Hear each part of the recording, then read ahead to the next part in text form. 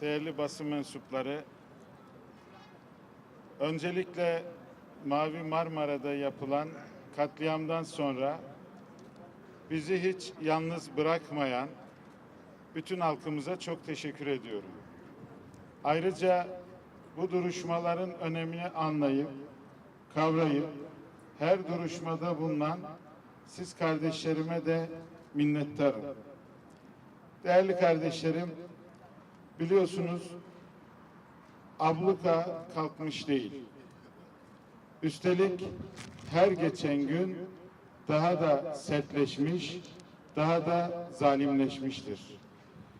Ve İsrail'in ablukayı yasallaştırma süreci içerisinde ne yazık ki önemli adımlar attığını görüyoruz. Bugüne kadar Amerika dahil olmak üzere Birleşmiş Milletler ve dünyanın hiçbir otoritesi İsrail'in ablukasını kabul etmemiştir.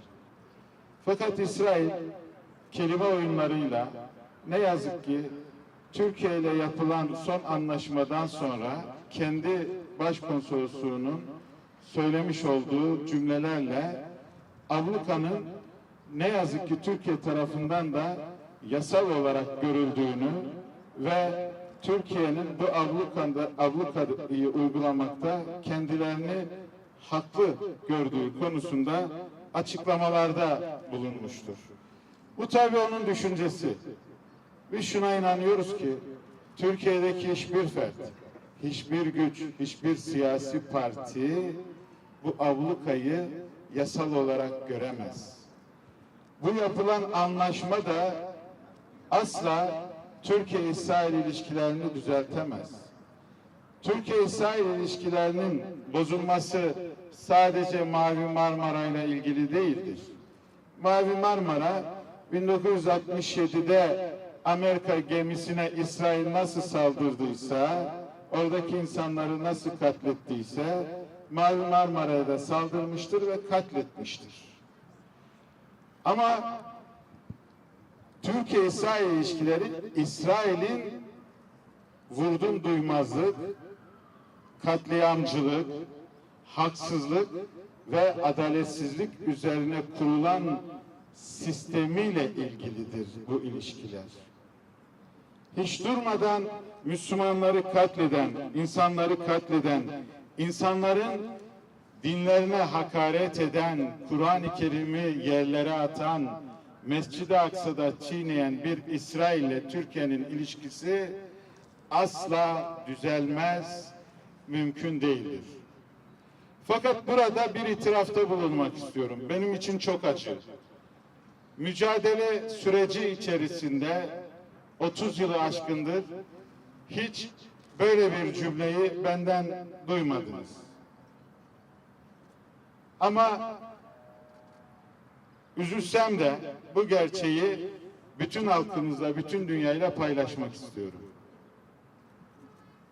Bu anlaşma metninden sonra ne yazık ki elimiz zayıfladı.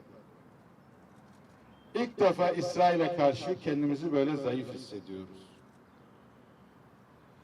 Bu anlaşma metninde sadece Türkiye'deki davaların düşürülmesi değil, bugüne kadar İsrail'e karşı yapılmış en büyük kazanım olan Avrupa'daki, Amerika'daki davalarımızın da düşürülmesi için cümlelerde açık kapılar bırakılmış durumda.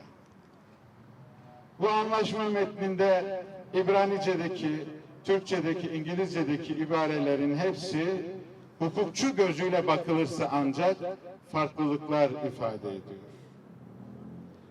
Ve yine iki ülkenin başkentinde imzalanması gereken bu anlaşma metninde bir tarafta Ankara'da imza atılmıştır.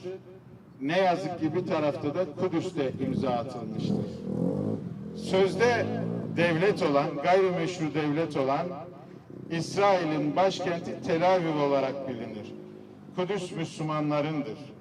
Doğal olarak o günden itibaren İsrail kendisini güçlü kabul etmiştir. Ve İsrail Türkiye'ye vermiş olduğu sözü tutmamıştır. Belki İsrail'in biraz bu zulmü durduracağına inanarak bu anlaşmayı imzaladılar. Ama ilk günden itibaren karşı çıkmamızdaki argümanlara dikkat ederseniz ne yazık ki yine haklı çıktık. Mavi Marmara onurumuzdur. Mavi Marmara onurumuzdur. Mavi Marmara onurumuzdur. Mavi Marmara hem onurumuz hem izzetimizdir. Mavi Marmara gemisine olan saldırı 2010 yılında olduğunda hak ile batılın savaşı bir kez daha gün yüzüne çıkmıştır. O gün otoriteden izin alınıp da yola çıkılsaydı diyenler 15 Temmuz'da maalesef karşımıza çok farklı bir güç olarak çıkmış bulunmakta. Hiçbir farkımız yok eğer biz bu zulmün karşısında durmaz isek. Ben yola çıkıyorum izninizle. Hakkınızı bana helal edin. Davalarımızdan vazgeçmiyoruz şehit aileleri olarak. Bizler lütuf tazminatı istemiyoruz. Bizler cezai tazminatları istiyoruz. Bizler İsrail'in yargılanmasını istiyoruz. 6 yıl önce bize tiyatro oynuyorsunuz diyenler, şimdi dönün 6 yıl geçti. Tiyatro mu oynuyoruz? Bakın İsrail'in tek şartı bu anlaşmanın düşmesi, kapatılması. Ha, tiyatro mu oynuyoruz? İşte buyurun, biz tiyatro oynuyoruz. Canımızda, kanımızda, terimizde, gözyaşlarımızda tiyatromuzu da oynamaya devam edeceğiz biiznillah. Evet, hem ülkemdeki kadınlar adına bu yolculuğa çıkacak olmamdan dolayı son derece onurlu, gururlu ve izzetli hissediyorum kendimi. Çok şanslı da hissediyorum. İyi ki eşim şehit olmuş orada. Bana da bu nasip oldu, bu yolculuk. Hakkınızı kardeşlerim bana helal edin.